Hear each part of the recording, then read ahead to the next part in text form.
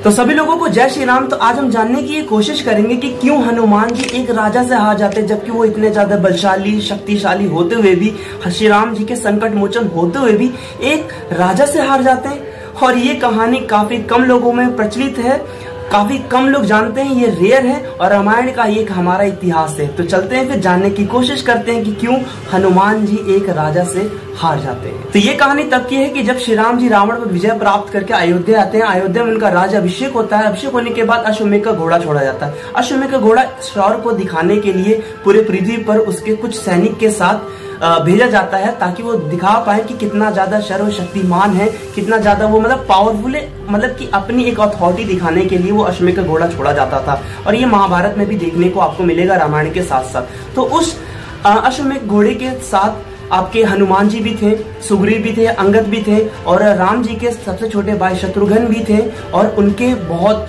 प्रिय मंत्री सुमंत भी थे। तो जब ये अश्वमेध का घोड़ा किसी एक राज्य से होके जाता है, जिस राज्य के राजा सूरत होते हैं, और सूरत के 10 बेटों में से एक बेटे का नाम रहता है चंपक। जब वो अश्वमेध का जो घोड़ा होता है, वो घोड़ा जब उस राज्य से होके गुजरता है, क्योंकि ऐसा होता था कि घोड़े के पीछे पीछे सैनिक चलते थे, मतलब कुछ डिस्टेंस रहता था और घोड़ा आगे के चलता था। अगर घोड़ा कोई पकड़ लिया आगे चल के, तो इसका मतलब ये है कि उस राज्य से श्री राम जी के सैनिक का युद्ध होना लाजिमी है, मतलब होता ही था वो, इसलिए ऐसा घोड़ा छोड़ा ही जाता था। तो जब चंपक घोड़ा को पकड़ लेते हैं तो श्री राम जी के तरफ से पुष्कर आते हैं चंपक से लड़ने के लिए। और चंपक बहुत बड़े भक्त होते हैं श्री राम जी के, बहुत बड़े। वो पहले ही बता देते कि मैं श्री राम जी का सेवक हूँ, लेकिन इस पत्र को देखकर, जो घोड़े के आगे टंगा हुआ था, उस पत्र को देखकर मेरा क्षत्रिय धर्म ये कहता है कि मैं आपसे युद्ध करूं।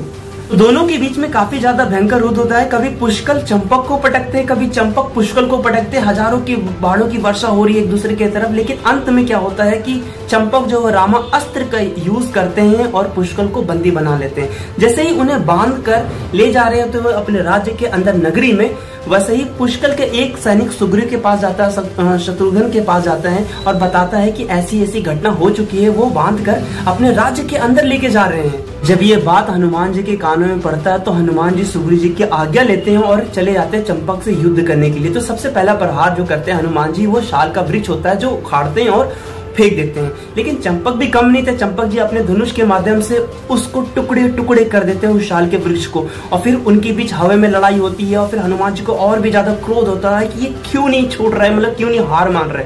तो हनुमान जी उसको पकड़ते उसके पैरों को और हाथी के हौदों पर उसको पटकते पटकते पटकते पटकते ऐसे मतलब हालत कर देते हैं चंपक की कि वो मूर्छित हो जाता है। मूर्छित होते ही जैसे ये बात पता चलता है चंपक के पिताजी को, सूरत को, तो सूरत फिर युद्ध करने के लिए आते हैं हनुमान जी से और हनुमान जी से कहते हैं कि तुम भी राम के सेवक हो, मैं तुम्हारी सारी कहानी जानता हूँ और मैं भी श्री राम जी का सच्चा भक्त हूँ, लेकिन क्षत्रिय होने के खातिर मुझे ये युद्ध लड़ना ही पड़ेगा और तुम्हें दिखाना पड़ेगा कि तुम कितने शक्तिशाली हो।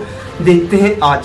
जब सूरत के पास धनुष बाण होता है तो वो बाणों की बहुत ज्यादा बौछार करते हैं हनुमान जी के ऊपर, लेकिन हनुमान जी हर प्रहार से बच जाते थे। अब हनुमान जी ने देखा कि भाई इससे तो बचना मतलब ऐसे कब तक चलता रहेगा, तो हनुमान जी उसके धनुष को ही तोड़ देते हैं। लेकिन राजा सूरत के पास वो विज्ञान होता है जो आज के विज्ञान से काफी ज्यादा विकसित था उस वक्त। ऐसा विज्ञान होता है कि जैसे एक धनुष टूटता दूसरा धनुष आ जाता, दूसरा टूटता तीसरा आ जाता। हनुमान जी लगभग 80 धनुष को तोड़ चुके थे और इस बात पर राजा सूरत को गुस्सा आता।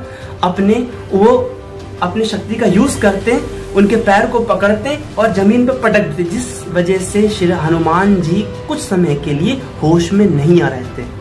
पर कुछ ही पल में हनुमान जी उस होश से वापस आ जाते हैं और होश से जैसे ही वापस आते तो उनका क्रोध और भी ज्यादा बढ़ा हुआ होता है। तो राजा सूरत के रथ को उठाते हैं और आसमान में ले जाके उसे तोड़ देते हैं। उस वक्त भी राजा सूरत अपने विज्ञान का यूज करते हैं और एक रथ जैसे ही टूटता दूसरा रथ आता, तीसरा टूटता चौथा आता। तो रथ पे ही बैठकर वो हनुमान जी और राजा सूरत के बीच में युद्ध हो रहा है। इसी प्रकार से लगभग 49 रथ हनुमान जी तोड़ चुके थे। तो राजा सूरत जो है लास्ट में ब्रह्मास्त्र चलाते हैं। ब्रह्मा जैसे ही चलाते हैं हनुमान जी का विकार रूप होता है और उसे निगल लेते हैं।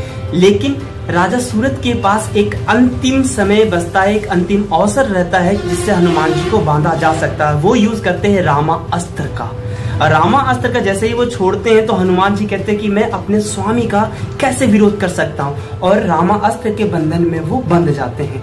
अब सूरज जो कहते हैं कि अपने श्री रामचंद्र को याद कर लो, क्योंकि अब वही तुम्हें आके बचाएंगे और वही तुम्हें यहाँ से ले जाएंगे। तब हनुमान जी याद करते मन, कुछ पल के बाद श्री राम जी वहां पर आ जाते। जैसे ही हनुमान जी याद करते और दोनों को दर्शन देते, जैसे ही श्री राम जी यहाँ पर आते तो जितने भी सैनिक मृत्यु को प्राप्त हो चुके थे वो सारे फिर से पुनः जीवित हो जाते हैं। सुग्रीव वगैरह, पुष्कल वगैरह सारे लोग फिर से जीवित हो जाते और राजा सूरत को ये कहते हैं कि तुमने अपने क्षत्रिय धर्म के हिसाब से बहुत अच्छा किया। ये हर क्षत्रिय को युद्ध करना पड़ता है जब उनको ऐसी चुनौतियां मिलती हैं। और हनुमान जी को भी वो छुड़ा लेते हैं। छुड़ाने के बाद श्री राम जी अपने अयोध्या लौट जाते हैं पुष्प विमान से और हनुमान जी अश्वमेध घोड़े के साथ साथ उनके पूरे सैनिक आगे की ओर चल जाते हैं। और राजा सूरत जो बहुत बड़े श्री राम जी के भक्त होते हैं, बहुत बड़े योद्धा होते हैं, वो भी अपने राज्य को लौट जाते हैं। तो ये एक छोटी सी कहानी थी जहां पर हनुमान जी को श्री राम जी की मदद लेनी ही पड़ी थी। हम अक्सर सुनते हैं कि श्री राम जी के जो संकट मोचन है वो हनुमान जी, लेकिन इस वक्त, इस कहानी में, इस इतिहास में, इस पल में हनुमान जी के संकट मोचन श्री राम जी बने। तो इस कहानी को आपको कैसा लगा कमेंट में जरूर बताइएगा। चलते हैं फिर, और मेरी पैदल यात्रा को जरूर सपोर्ट कीजिएगा। चलते हैं फिर, जय श्री राम।